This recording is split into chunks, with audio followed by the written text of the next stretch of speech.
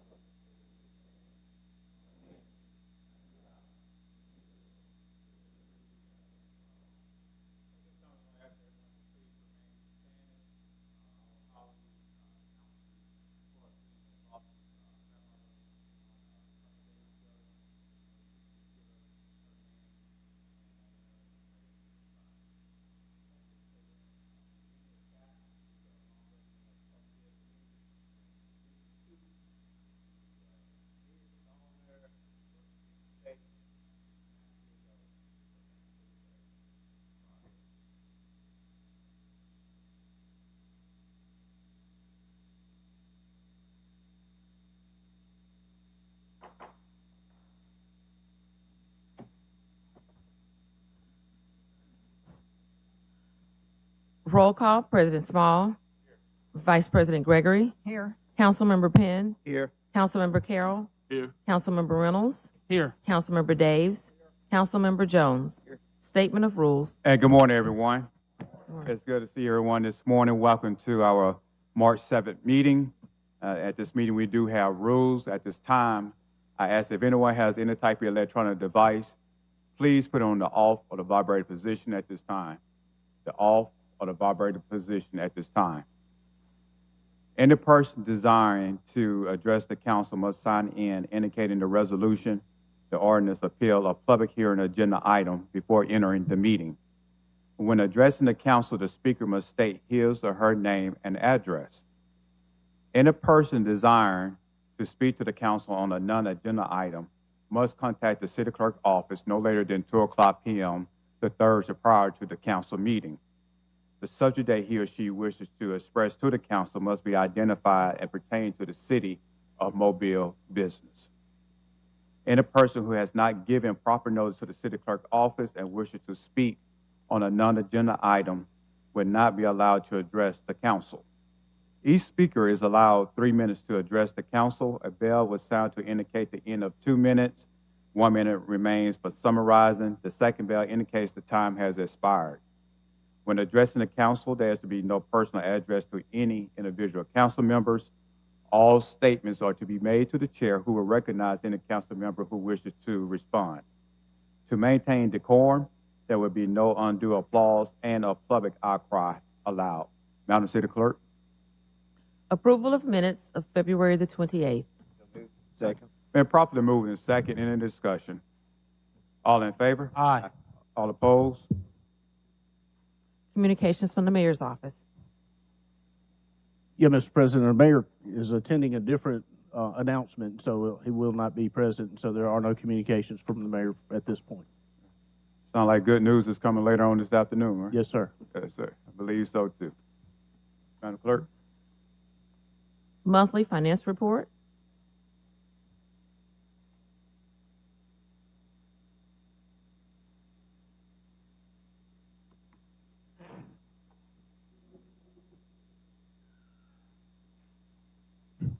Good morning. Morning. Okay, let's see, we finished up the first 4 months of the year, and so far things are still looking pretty good.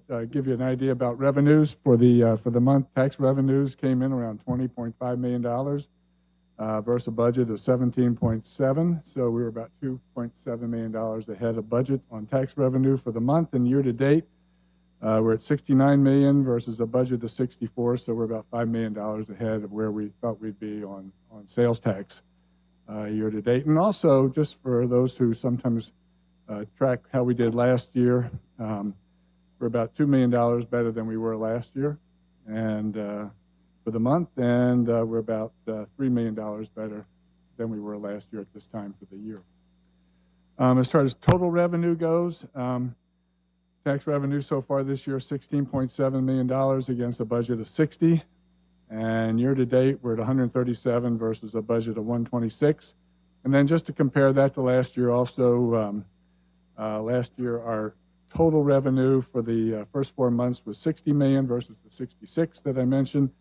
And year to date, we were at 128 last year versus the 137 this year. So that's good. And also business licenses this year was also up almost $3 million from where it was last year. So that's a good sign for business in the city and a good sign that at least the economy hadn't begun to take a toll on businesses here in Mobile. Cost, we're still doing better than budget. Public safety is about $5 million better than what they budgeted for through the first 4 months. Public Works, about $5 million, also better than what they budgeted. What's interesting, though, is that public safety this year spent $30 million versus $28 million last year, so they're a little bit higher, but that was pretty much expected, maybe a little bit more so. And Public Works, they've also spent about $2 million more this year than they did last year. And then admin services, they budgeted $4.1 million, and we spent $3.3 million, so they're running a little bit better than budget also. So all in all, the revenue's positive, and the costs are doing better than budget. Revenue for the month was a pretty healthy month, but it always is in January because of business licenses. Revenue came in around $40 million for the month of January, and that was about what it was last year at this time. And right now we have a usable surplus of probably about $125 million available that's unencumbered.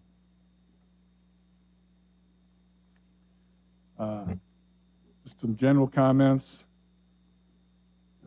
We're still looking at some interesting economic times ahead of us. Rates went up another 0.25% in January. They expect to go up another 0.25% soon, and we should probably be looking at 5 to 5.25% sometime in March.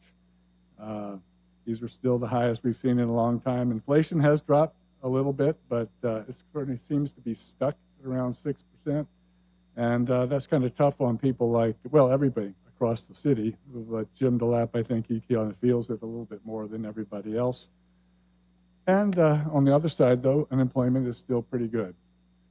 All in all, we're about ready to close out our audit for fiscal year 22. We expect to have that in the hands of the auditors within the next week. And probably within the next 5 weeks or so, we'll be beginning to kick off the budget process, which will take us through August and September. So that's my recap for the month. Any questions? Council?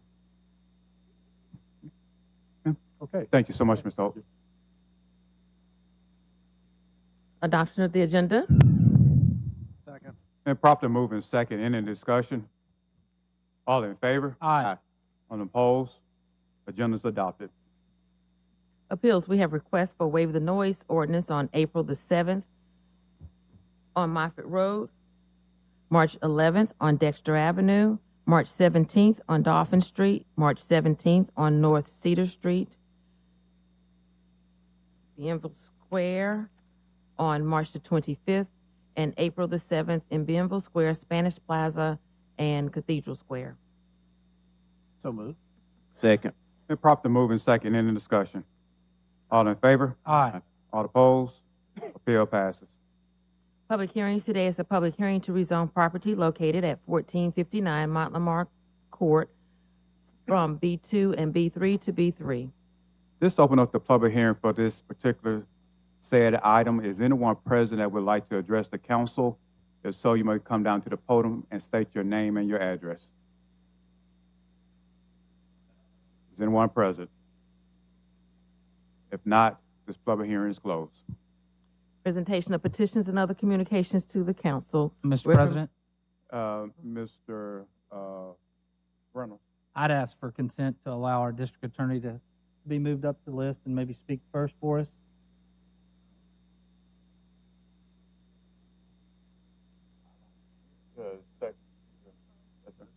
All right. Presentation of petitions and other communications to the council. District Attorney Keith Blackwood.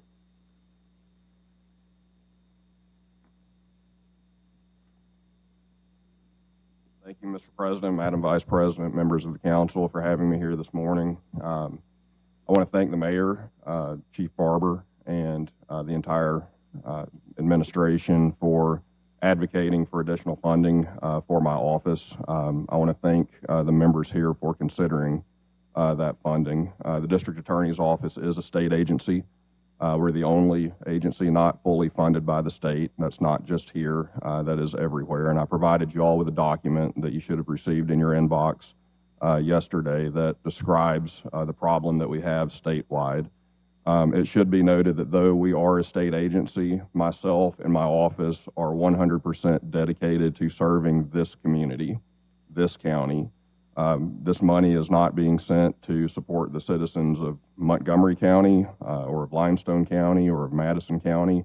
It's up to those individual communities to pitch in and help fund their district attorney's offices, just as it is our community's responsibility to help fund the prosecution of crime, especially violent crime in Mobile County. And so we are grateful for the support that we have in doing this. I want to report that I ran some numbers just a few days ago, and we ended the month of February with fewer cases pending in district court than what we started with. This is significant. That is the first time that that has happened since before the pandemic. And so my plan, phase one, it appears it's beginning to work. This additional funding to hire prosecutors into circuit court to try these cases even faster will put the bookend on the plan to eradicate the backlog of cases that we have in Mobile County to ensure that justice is once again swift. And so I thank the council for your consideration, and I will take any questions that anyone has. Council?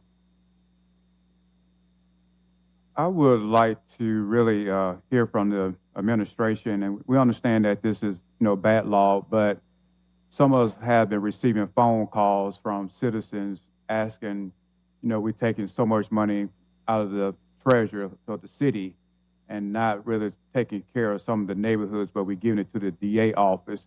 I would like to hear from the administration for the public can actually hear the benefits of why we actually doing this, and will this help to deter crime or keep crime out of our neighborhoods, and this, et cetera. Yes, sir. I think, the fundamental purpose of all of government, whether it's city government, county government, or state government, federal government, is the safety of the public.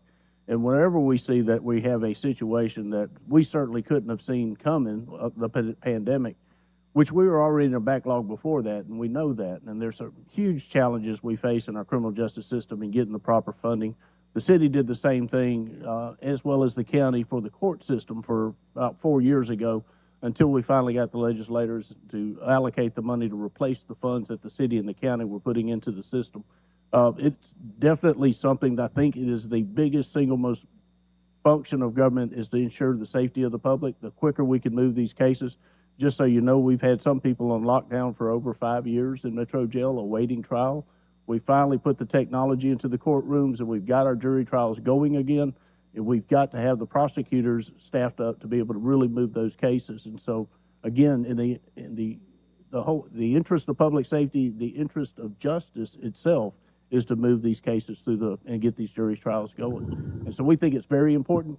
That's why we moved very quickly to do that. We're in communication with the county commission to see if we can step in as a stopgap measure until we can get the Office of Prosecutor Services to properly get funding for all our prosecutors throughout our state. Mr. Penn? Thank you, Mr. President. One of the things that, You know, you mentioned we receive a lot of emails and concerns about things that you stated. I believe with the administration, they understand that they see that this is a need, you know, and it will benefit the community as well. But I think now we also seeing that it's a lot of needs that we have, of course, in our community, and the residents also see some other needs. And I believe that the administration and myself I'm talking with them, and we're working on ways to make sure that we can answer a lot of questions. I think this is like the first in the history that we had this amount of money that we can now start solving some problems. And so I know this is different when you see a lot of different money, all this money coming out, but it's an opportunity to solve problems. And I believe this is not just the first incident that we're going to see that we're going to solve some problems in our city, but we're going to solve some problems in other areas in our community. And I believe definitely in District 1 as well. Thank you, Mr. President. Mr. Days and Ms. Gregory. Thank you, Mr. President. I am going to support this measure. Reluctantly, I'll say reluctantly, because I share many of the concerns that have been mentioned that the citizens have as to why the city is spending $1.5 million. And again, as I said last week, this is not directed at you or your office, and I think you all are doing a great job. It's really directed more towards the state of Alabama. As you've pointed out, this is a state agency, and it's a sad day when the city of Mobile has to devote $1.5 million from other resources to fund a state agency at a time when the state is enjoying the largest budget surplus it's ever enjoyed. I see this as a failure of the state of Alabama to properly fund the criminal justice system in this state. Now, the unfortunate fact is, because of the failure of the state of Alabama to properly fund the criminal justice system, the folks up here are left with the Hobson's choice of either using $1.5 million of our money to fund, to provide a subsidy to the state of Alabama, or to allow the criminal justice system, I'm not going to say fail, but not operate in a proper manner. This is unfair to the citizens of Mobile. It's unfair to the people that sit in our jails who are entitled to swift justice. So I would just urge everyone to contact their legislators and let them know that the state of Alabama needs to step forward. We've got 3 years here where we're going to be providing $500,000 a year to the district attorney's office. I would certainly hope in the next 3 years the folks up in the Alabama legislature can fix this problem. Thank you, Mr. Black. Thank you. Now, I'd like to add on that front, my office, we were working with our partners statewide, the Alabama District Attorneys Association and Office of Prosecution Services, to ensure that this is fixed in the legislature and that this antiquated system of funding for district attorneys' offices is brought into the modern age where we can be properly funded to serve the citizens. Thank you. And thank you, Mr. Blackwood, for coming and being here with us today. And I just agree with everything you've heard up here from my colleagues. At the same time, we are in a position where we as a city, and the county too, just can't throw up our hands and say, oh, well, it's the state's problem, not ours, because it is our problem. And we are in a position where we must and can do something about it, solving these problems, because not being able to try cases is a problem. Mm-hmm. And I just have one question, if you would, just to go over again, Keith. You know, the director or the chief of staff said that people are sitting in jails waiting on cases. So for the DA's office and for the citizens of Mobile, how does then moving these cases along, how does that make things safer for us? If the people are in jail and they're staying in jail or they're not on the streets, but how does that then make things safer for us? Because we need to be able to tell our constituents, this is solving problems in your neighborhood, sure, in my neighborhood, and throughout the city. The people sitting in jail that long, 4 and 5 years, they are the people charged with the worst of the worst offenses, many of them capital murder and intentional murder on down, and they are awaiting trial. We have not been able to get a death penalty case back to trial That will happen very, very soon. So those people are taking up space in the jail, and there's a lot of them. The jail has very limited space. So there are other people charged with violent offenses that are out on bond. They're not able to be held in jail. They have made bond. They are out awaiting trial just like the people in jail, but we are forced to prioritize trials for people that are in jail. And so we have a lot of people charged with violent offenses that are out in our community that we are not able to get to trial in a speedy manner because of the prioritization of cases. So once we are able to try these cases at an accelerated pace, we're able to clear out our jails, we will get to trial on those people that are in our communities now charged with violent offenses. We will get their cases resolved in a more speedy manner, and we'll continue to prosecute these cases as fast as possible so that people charged and convicted of violent crime are not among us in our community, making us unsafe. Another council. Mr. President, as discussed earlier, I'm in total agreement with the council, especially with Joel's point of view. And as I stated in a small conversation earlier today, it kind of behooves me to see us come up with $1.5 million or $5 million a year for the next 3 years when you ask, hey, I've got a major problem in the district, or we have a program we'd like to institute in the district, and sometimes we met with the response is, well, let's figure out how we're going to fund it, and we're sitting on $125 million in surplus. You know, that's a big issue for me, and especially when we have an agency that is supposed to be funded 100% by the state, 100% by the state, but still yet we go into city coffers and we're funding or we're subsidizing the state of Alabama in an issue where, especially in District 2, I've got 26,270 people that need our help every day. And it hurts when I have neighborhoods that are in decline and been in decline for 30 years. And that kind of hurts because $500 million could go a long way every year to help. $500,000 can go a long way for 3 years because we're giving them $500,000 a year for 3 years. Go a long way for 3 years in District 2, you know. So reluctantly, as Joel said, I'm voting for this. But I hope that knowing that the administration can find $1.5 million to subsidize the state, that we can find additional monies to subsidize issues and opportunities within the district and other districts around the city. Thank you, Mr. President. Another council member. Yeah, Mr. President. Mr. Jones. Yeah, a couple of things. Number one, it's not lost on me. We've had a number of homicides in this city that happened and occurred because there was somebody out on bail that then perpetuated that crime. And I think there were 3 of those that I can recall. We got to stop that, and this is a way to do that. And I agree with everything that my colleagues have said. I agree with the DA that it's about justice on both sides of this. We talked previously last week about a letter being drafted by the City Council to the legislation. I would like to see that done this week as they are in session, whatever that takes to make it happen. And if we could all sign that, I would appreciate that. I'd definitely be a part of that. I also agree with what my colleagues have said about funding for the communities. And, you know, we just heard the finance report. We're doing very well. I'm surprised at how well we're doing in this economy. That's a testament to a strength of the city. I would like to see the city administration immediately match these funds and get them into the neighborhoods and the communities that need things done that have been being called for in the districts. And I would like to see that happen within the next 30 days. Thank you. Yeah, I'd like to join my colleague, Councilman Jones, and we need to go ahead and get that out to the state delegations.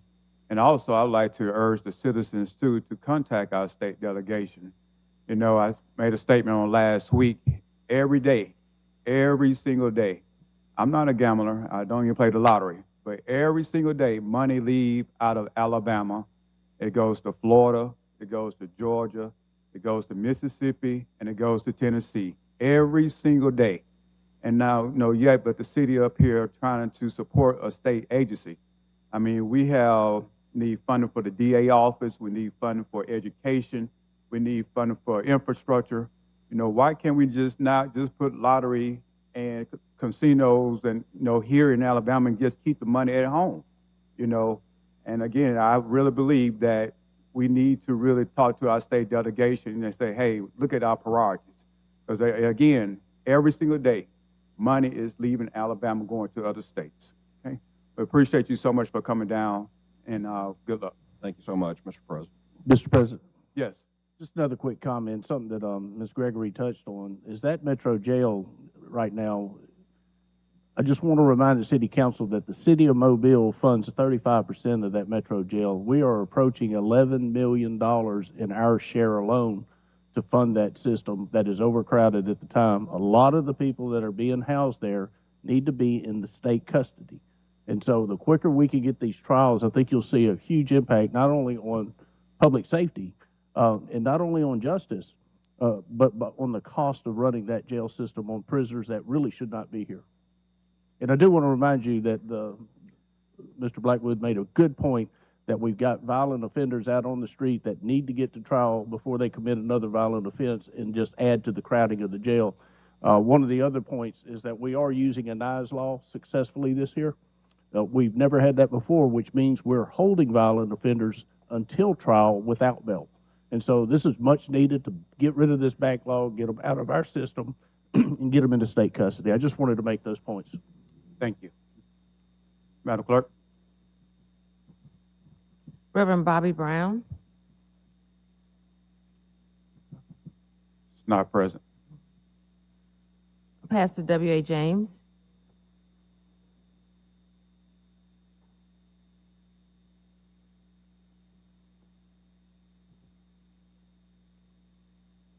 To the Mobile City Council, for the first time, the Black American community in Mobile. Pastor James, if you Yes, just sir. state your full name, your address, please.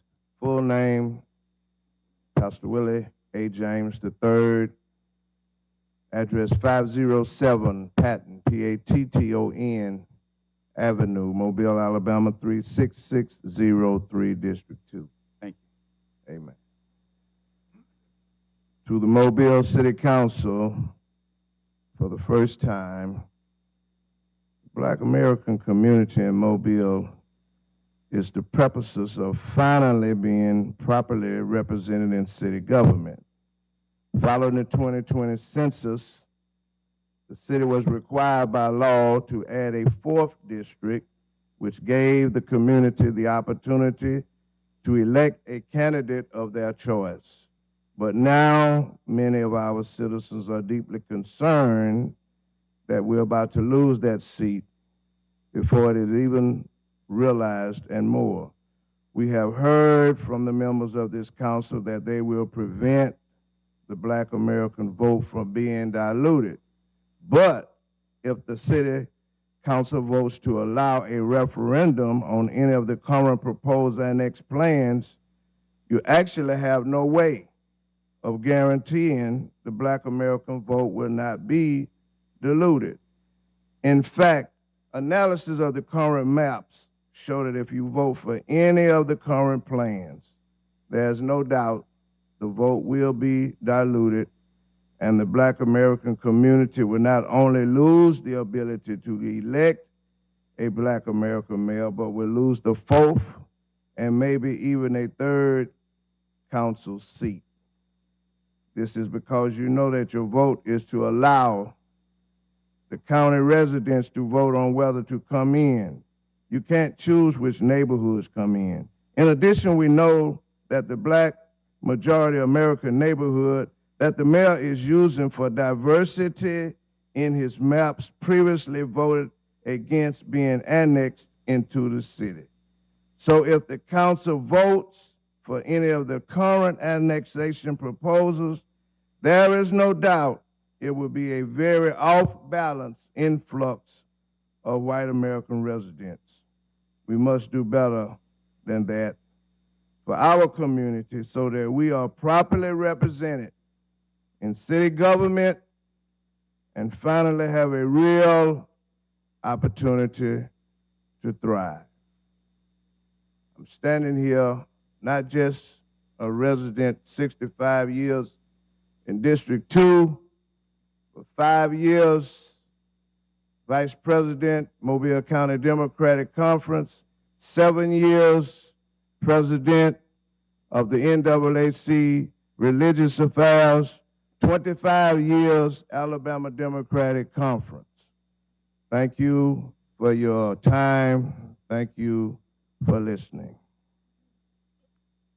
Mr. President, Mr. Carroll. let me say this. You can have a seat, Pastor. Thank you so much.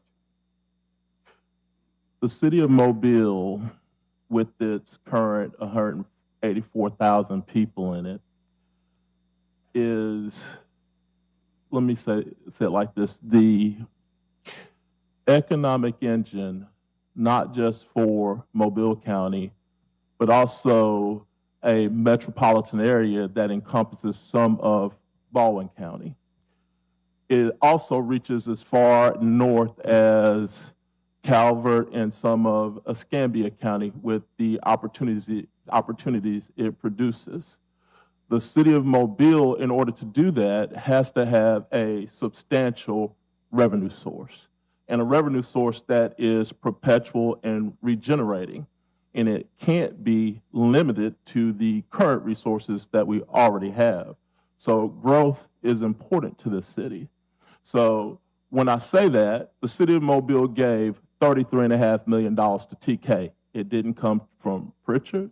It didn't come from Sims. It didn't come from Saraland. It didn't come from Daphne. It didn't come from Fairhope. It didn't come from Gulf Shores. But those jobs and opportunities were created by the city of Mobile. The city of Mobile chased Airbus and Austell. I didn't see those other cities doing it. Those revenues and opportunities came from the city of Mobile, and because of the resources that the city has and the leadership that this city has.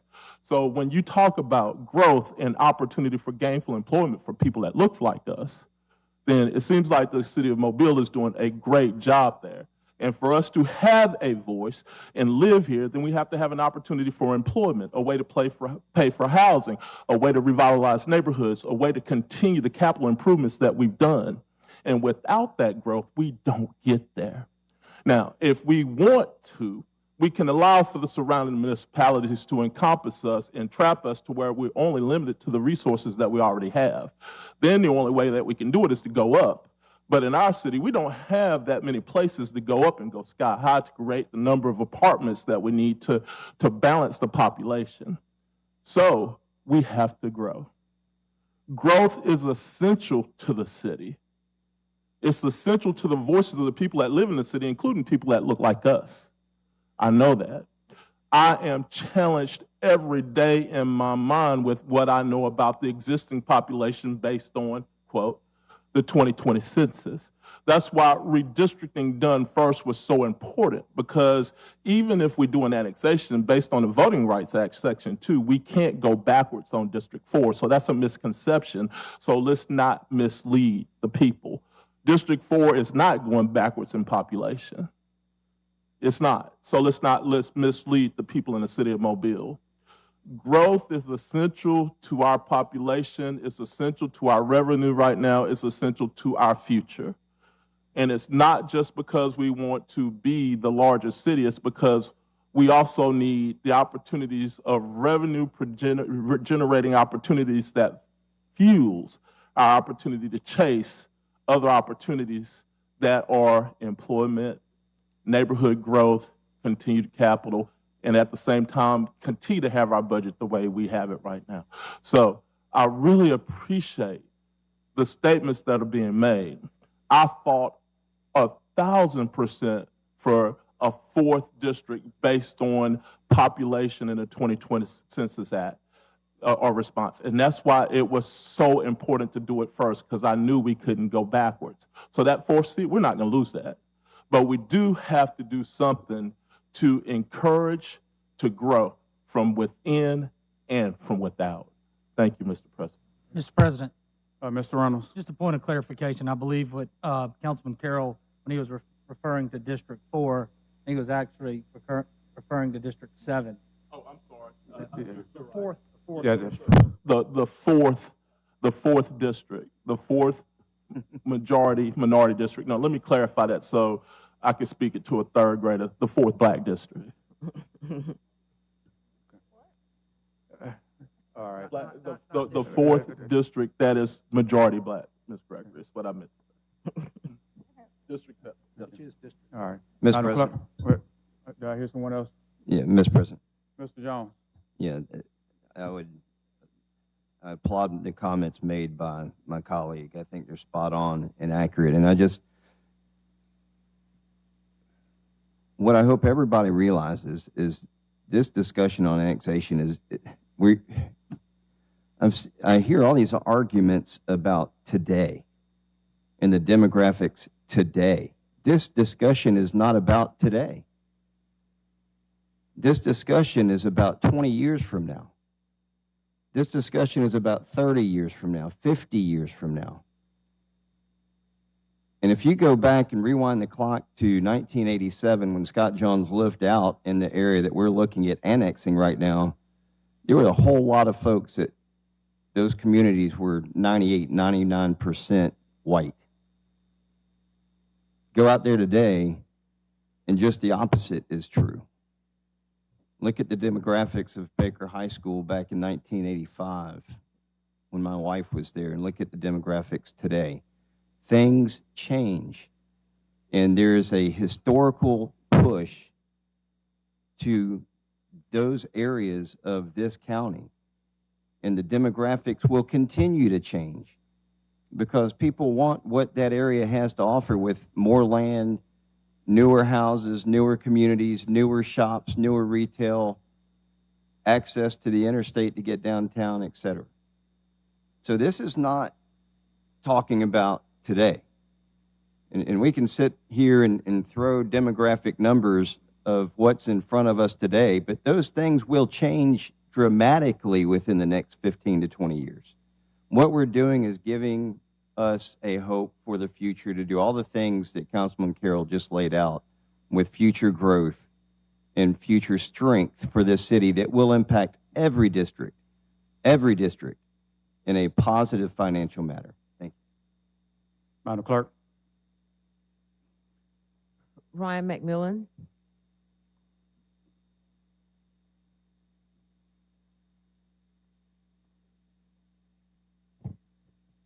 Ryan Michael McMillan, 109 South Monterey Street, Mobile, Alabama, 36604. So, good to see you back again, Ms. Vice President. I know the first time that I ever met you was on the Democratic primaries where you were campaigning for Keith Blackwood.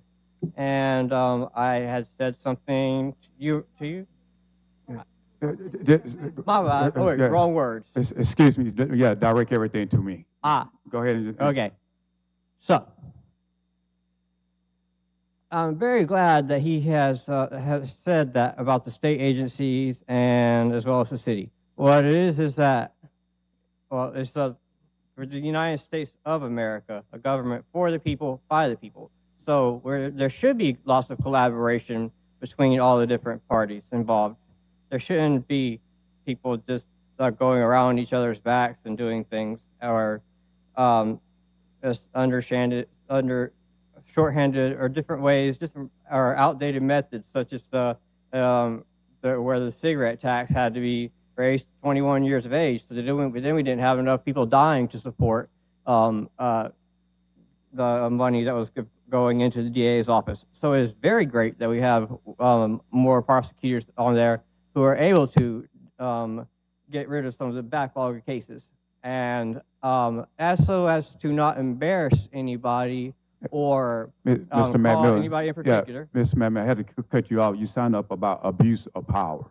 Yes, I did. You had to stick to the topic. I certainly will. That was it. All right. I just did.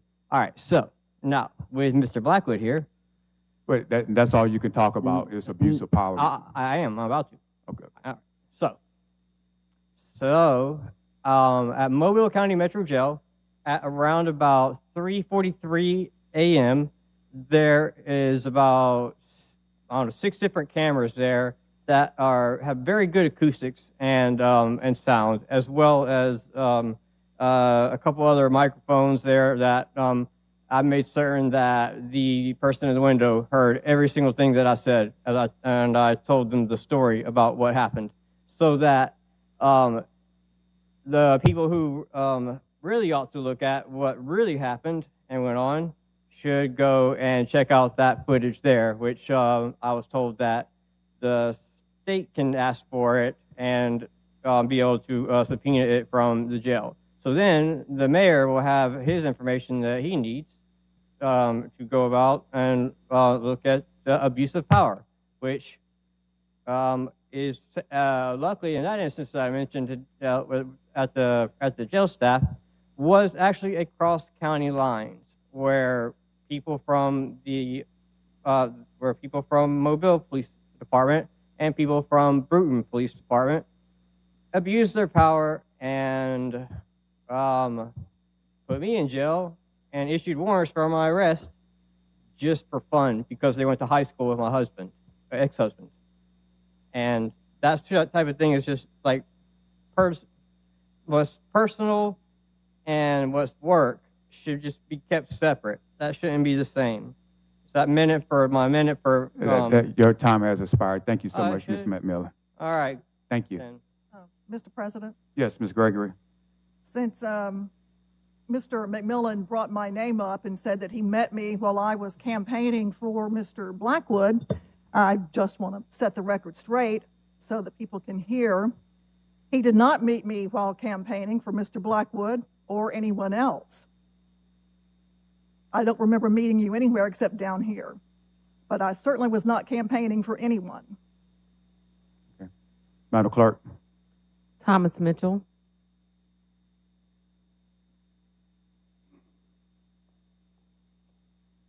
Good morning. Morning. How y'all doing?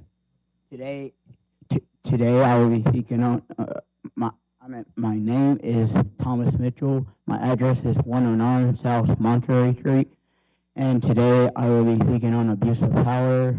Please give me some time. Mr. Mitchell, you signed up about city business and yeah. finance. Well, I will stick to your topic, Mr. Mitchell. Well, I will speak for the finance regarding that issue, and I will talk about the rest for next week. I would just like to know where the money is being spent for the city of Mobile, and also Miss Jenna Gregory. Sir, Mr. Mitchell, you cannot call out an individual council member name. Well, you all, excuse my language, but you know what is right. Please fix it. And I was currently, Darius Russell is currently being housed in Mobile Metro Jail, and Jermaine Roger needs to be investigated for lying on the stand. And I would like to know where the finance money is going for the city of Mobile, and as a taxpaying citizen. And also, you all is living in mansion, and y'all know what is right. Please fix it. God bless you all, and thank you, Warren Baptiste and Jim Barber, for all your hard work. God bless you all. You know what is right. Fix it.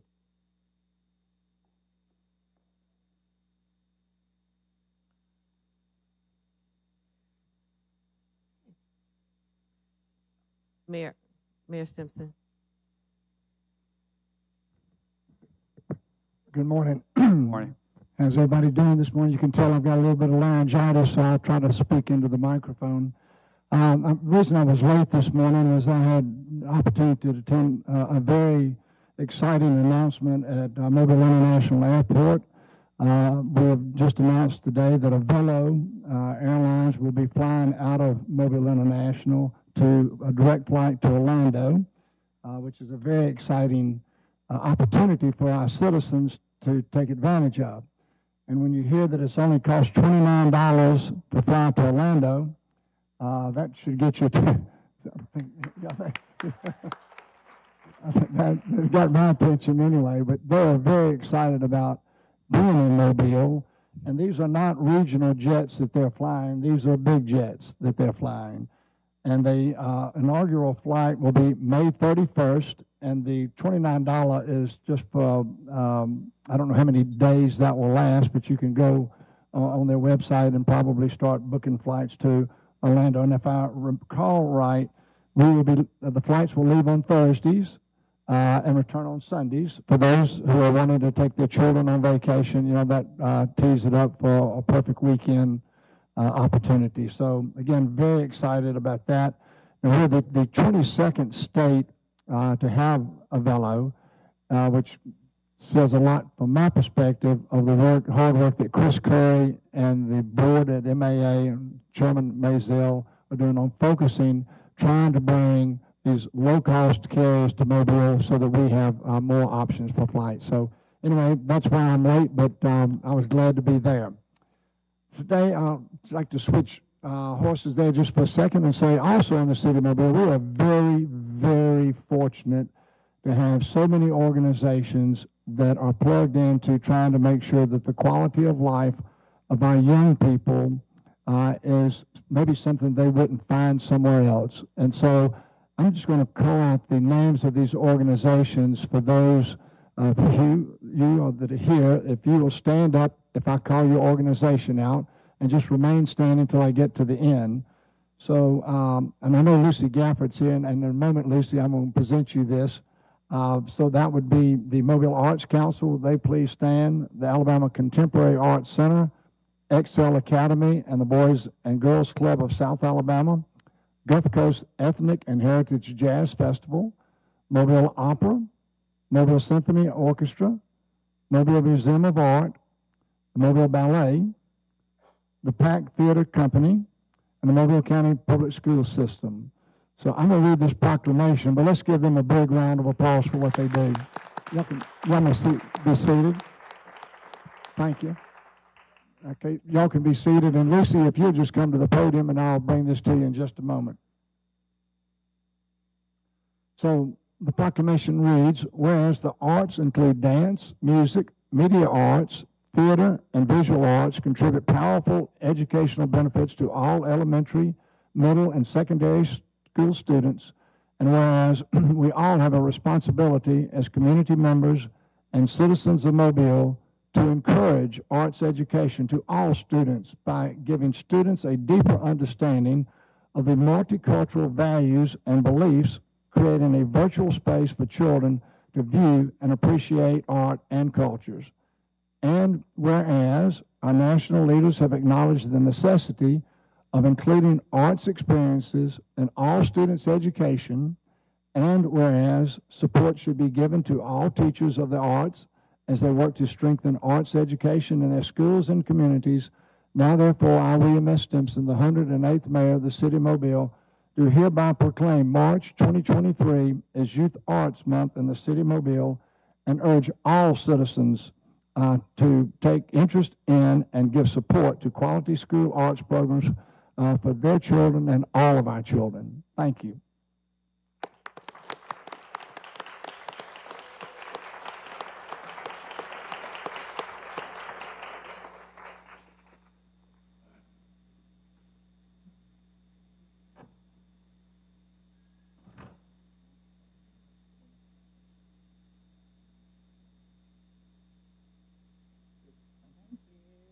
All y'all want to speak? So, Lucy Gafford, 5709 Fremont Drive North, Mobile, Alabama 36609.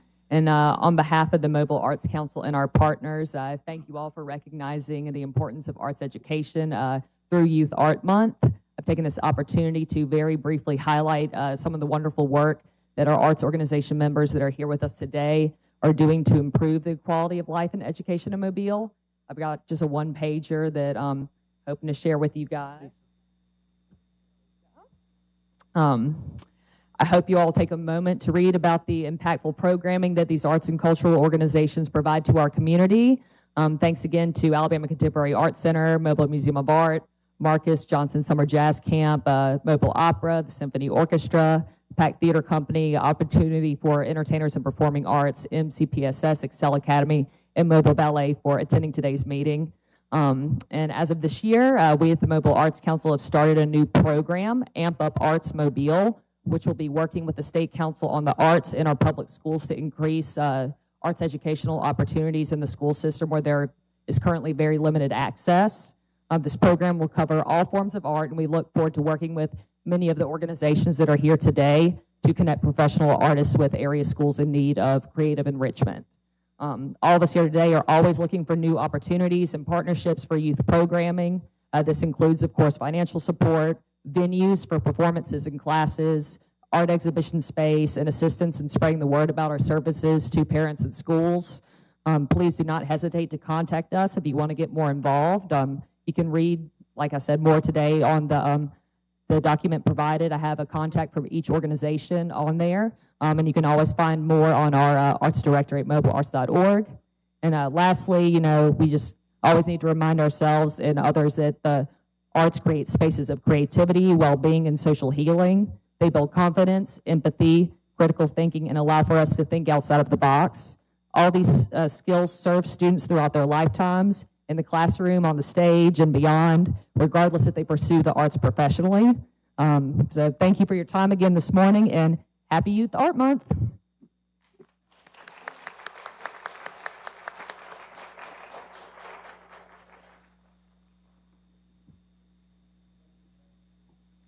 That concludes my remarks. All right, Thank you. CIP resolutions.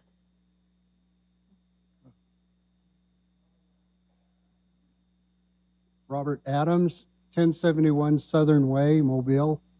You knew I wouldn't pass up the opportunity. Honorable Mayor, I just want to mention thank you first for recognizing the arts and the young people. We were talking about crime. All of these groups are giving children a passion, keeping them off the streets, and making future leaders.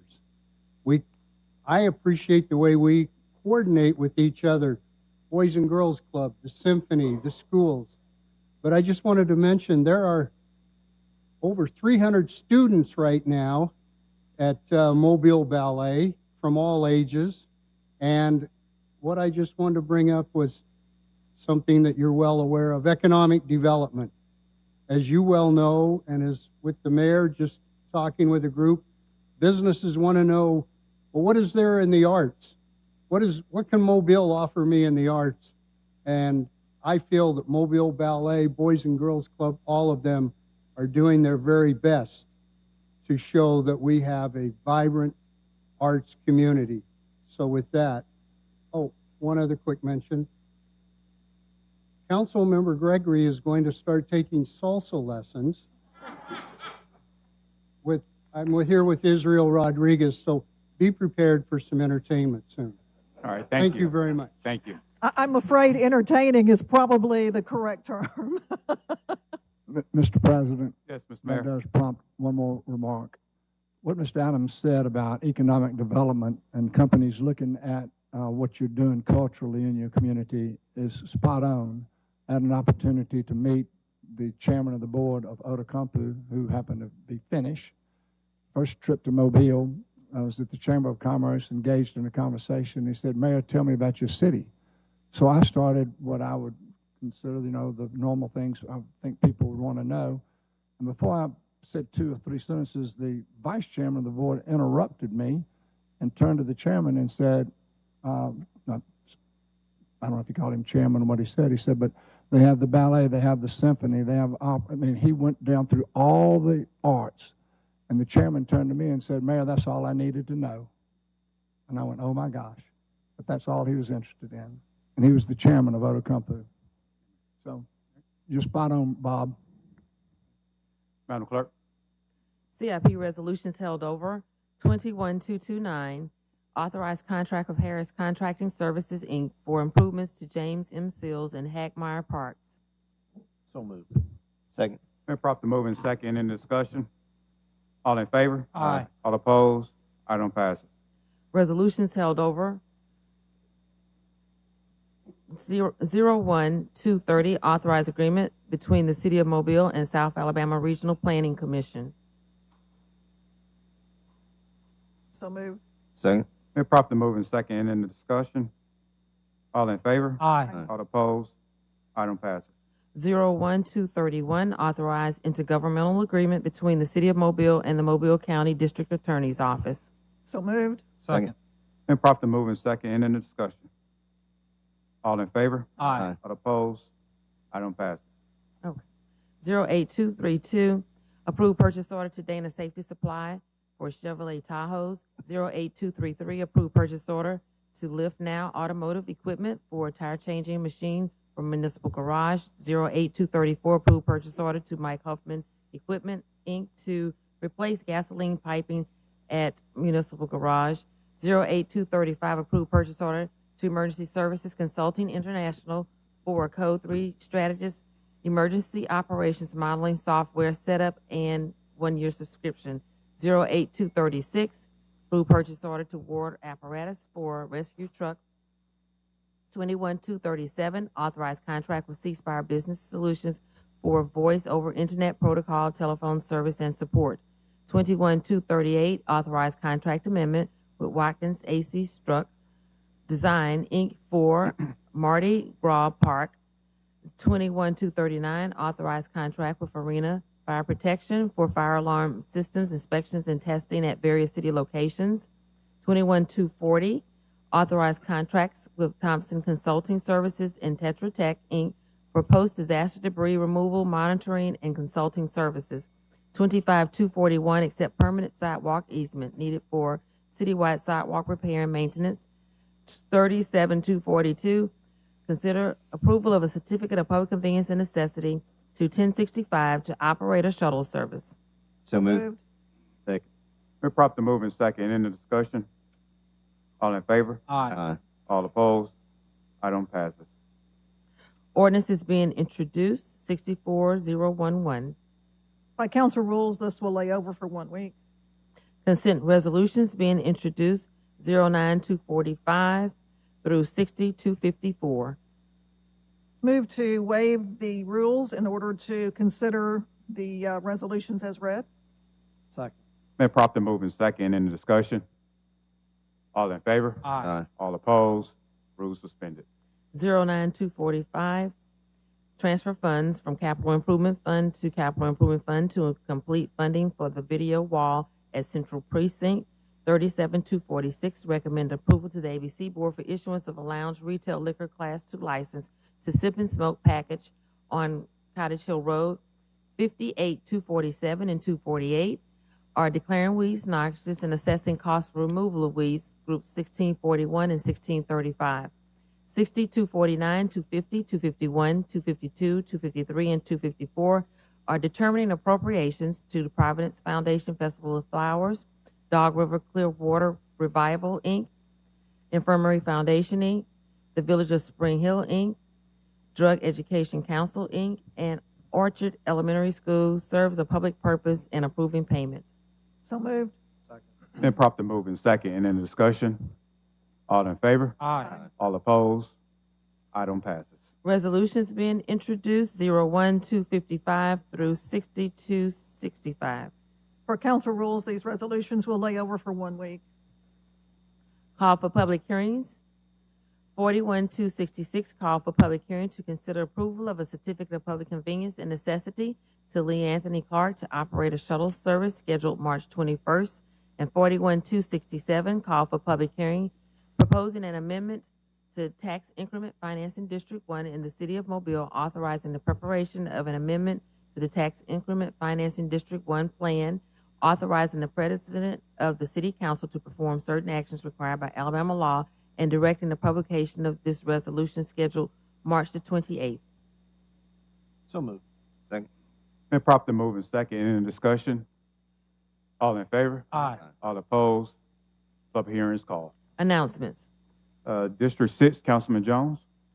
Thank you, Mr. President. First, I'd like to say congratulations to the South Alabama men's basketball team for coming up just a little bit short, but almost winning the Sun Belt Conference Championship. What a great run they had, and congratulations to all of them. On Thursday of this past week, a circuit court judge and jury found that Alta Point did not meet the standard of care to protect a patient's right to be treated in a safe and humane place. They were ordered to pay the plaintiff $7 million. The patient's treatment plan mandated that he be looked in on at least every 15 minutes. Records show that the patient sometimes went hours between checks. It was during one of those events that another unsupervised patient entered the victim's room and sexually assaulted him. An employee walked in the room, found the incident taking place. At that time, the plaintiff was put into isolation for 18 hours before taken to the University of South Alabama Medical Center, where he was confirmed to have been sexually assaulted. The issue here is this is not just about this case. This is about the culture at Alta Point. This case occurred 2 years ago. The problem is it still continues to happen today. I've heard the pleas for help over and over and over again through the course of this last year. I believe wholeheartedly that it isn't what happened leading up to and during the event, but it's what happened and what failed to happen after the event that's alarming, why the jury voted the way they did and why I'm presenting this to my colleagues. I put the verdict sheet on a social media site that was started by some of these parents mentioned above. Within 2 minutes, one parent who I've never talked to before, and I'm going to keep anonymous, posted this, and I quote, "My son was molested by another patient. It's extremely heartbreaking. He also got his finger broken during being restrained by staff. It grew back very crooked, but I never pursued anything," unquote. This council's heard at least one story just similar to this back in November. How many more will have to be heard before this problem's fixed? Why do these parents have to remain silent? Why do folks who used to work at Alta Point feel threatened to come out and say anything about their previous experiences there? Why do other mental health providers in this region feel as if they can't speak out on the problems in our city? What I know is this: in this country, the buck stops at the top. Leadership creates culture. Leadership demands accountability. Leadership does not run from hard facts, but instead it embraces the problem and creates a path forward to ensure that the issues that created the shortfalls are met head on and fixed so the problem doesn't occur again in the future. What happened on Friday is not what I would have expected to happen.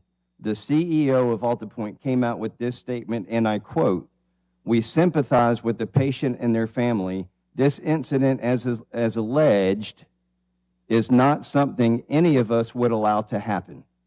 As heartbreaking as these allegations are, we must also recognize that the challenges we face in mental health are vast and complicated. We respectfully disagree with the decision by the jury and will be appealing the verdict," unquote. This incident is not something any of us would allow to happen. It did happen. He says these issues were alleged. A jury rendered a verdict. That's no longer an allegation. That's a judgment. This is leadership. Is this what we think would be worthy of a CEO response? Is this what the 310 board thinks is worthy of a response from a CEO? I don't know of any corporation or institution in these United States of America that would accept this out of their CEO. I commanded in the United States Army for over 5 years, 2 different instances from a captain to a lieutenant colonel. If I ignored this type of event and allowed it to happen over and over and over again, I would be relieved a lot sooner than this. Why was this abuse not only allowed by Alta Point, but not dealt with for at least 18 hours after it happened? Why put an abuse victim in isolation for 18 hours? Why was the CEO making statements to say that this didn't even happen when a jury of 12 of our peers in the city unanimously said that it did happen? In fact, it occurred after facts and evidence were presented. Lieutenant General Hal Moore, who was in the movie highlighted We Were Soldiers, said this in his leadership book, and I quote, "Leaders at all levels must know their stuff, be dead honest. When confronted with a challenging problem, take a positive attitude, face up to the facts, and deal with them," unquote. What I would have expected the CEO to say would be something along the lines of this. We acknowledge that this devastating action against one of our patients happened. I'm extremely sorry for the harm that was caused both physically and mentally to both the patient and the family. I've started a full investigation and will have the results of that investigation to the board within some period of time. It is my goal to ensure that this type of incident cannot happen ever again in any of our facilities. This is clearly not acceptable. I take full responsibility and will cooperate fully with the board, the State Department of Mental Health, and any other agency that needs to be involved in this ongoing investigation. This statement would have also come out when the incident occurred and not only after this was put out in the press after the jury awarded a $7 million verdict. What I know from talking to those involved in this trial is that the words, "we're sorry," were never spoken to the parents or to the child.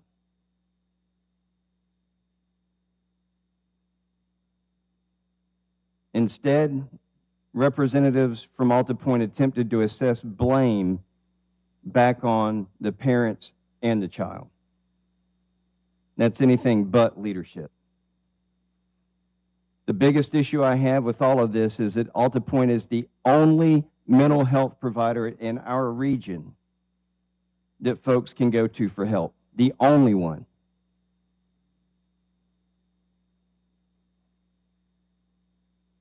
I'm asking my colleagues at this dais. I've also asked the county commissioners to join me in this request to ask the 310 board, who we have appointed, to remove the CEO from Alta Point. In the very near future, I will be going to the mental health board and making that request.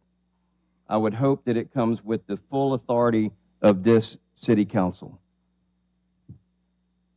I'm asking my colleagues and the county commissioners to join me, as it's the only right path forward to make sure that an incident like this never happens again.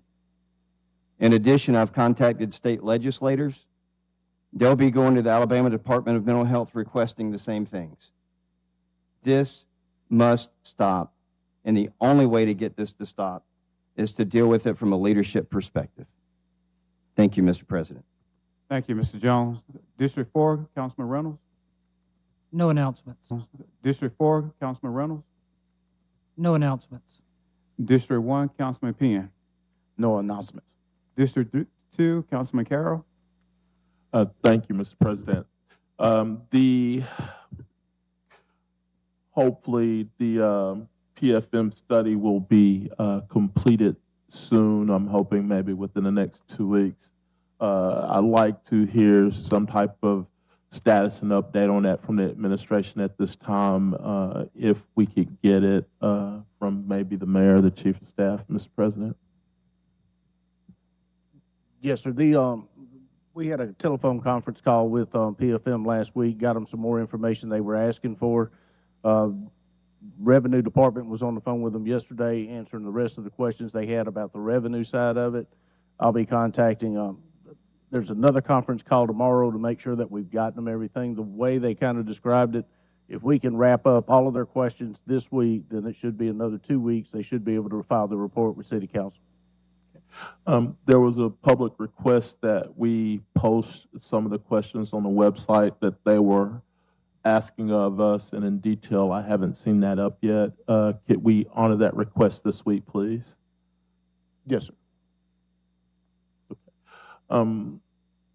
As one of my previous colleagues said a couple of weeks ago, that we are elected district council people, but we are elected as city councilmen.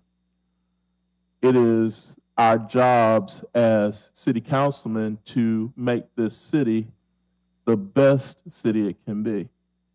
My personal vision for District 2 is to be the best district in the city of Mobile. But my overall goal with my colleagues is to make the city of Mobile the best city in the state of Alabama. When we're the best city in the state of Alabama, there won't be any issue or question about growth and how we grow, because people are going to want to be here just because we're the best. Hearing that our study from PFM is going to be delayed, I think, another 2 weeks, I'm going to reschedule my flurry of district meetings to get that information out to the district to coincide with the date of release of the study from PFM and a quick education from the administration and PFM directly on the results, so that we can get that out to our district so that they would have that same information quickly before we vote. I will announce those dates as soon as that study and information are given to the council. So please pay attention, because hopefully if that information comes on a non-council day, it will be posted via email, via text from District 2 that you also get, also Facebook and other places, so that you will be able to get it and have it as quickly as possible to know the dates of those meetings. Thank you, Mr. President. Thank you, Councilman Carroll. District 5, Councilman Days. Thank you, Mr. President. I had no announcements, but I wanted to piggyback, if I could, on what Councilman Carroll just said. We are all elected from single-member districts, and we certainly owe. I said we are all elected from single-member districts, and we have a duty to the people who elected us in those districts and to the residents in those districts. I would say that we have a higher duty to the city as a whole, to the citizens of the city as a whole. What I want to be able to do at the end of my service to the city is be able to look back and say, with every vote I cast, I asked myself, what's best for the city of Mobile and all of its citizens? If we vote for what's best for the district but not good for the city, we do a great disservice to both the district and the city. At the end of the day, we're all in this boat together. All 186,000 of us, or whoever it is, we're all in this boat together. We either sink or swim together. And so the people up here and the mayor have to ask themselves every time they cast a vote, what's in the best interest of the city of Mobile and all of its citizens as a whole. Thank you, Mr. President. Thank you, Mr. Days. District 7, Vice President Gregory. Thank you, Mr. President. It's good to hear from Mr. Carroll and Mr. Daves on these topics of City First. You know, Reggie Copeland was on the original City Council back in 1985 when the form of government changed, and he was the longest serving city councilman ever, at least to this date. And he always said, city first, always city first. We can't polarize ourselves in our districts. We have to think of what is best for the city. Of course, we are elected by people in our districts, and we have to take care of the people in our districts, do what is best for our districts, but at the end of the day, it is city first. Joel mentioned something about, you know, all in this boat together, and we all know the phrase about all boats rise on a, you know, all boats go up on a rising tide, something along those lines, but it just means that we all do well. When the city does well, District 7 does well. When District 7 does well, the city does well. So we have to keep that in mind, and I appreciate everybody's comments to that effect. As far as announcements go, a couple of things that are coming up that are citywide, but happen to be going on in District 7 that I'll be participating in include the Plantasia at Mobile Botanical Gardens. That's on Museum Drive. The preview party is scheduled for the 16th, and it will be from 4 until 7. That's a ticketed event, but you get the first look at all of the different plants, and it is a terrific event. Then the general sale is the 17th through the 18th, starts at 9, goes until 3 o'clock. Perfect opportunity to talk with master gardeners and get that expert advice on what will grow in your flower beds, in your yards. And they can explain all of that, help you pick out the plants, get them to your car. A terrific event. Come on out to the Mobile Botanical Gardens that weekend.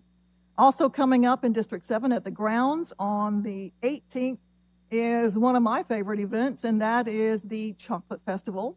And it is by it's a fundraising event for the Penelope House, and so not Penelope House. William, help me out.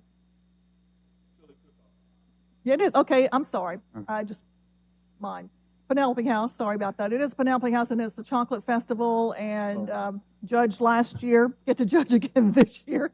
And I'll announce it again next week to make sure that I get it right for next week. But come on out, it's at the grounds, and it is on the 18th. Wonderful way to sample all kinds of chocolate. Thank you. Thank you, Vice President Gregory, and greetings to the citizens of District 3. A couple of events that we do have coming up.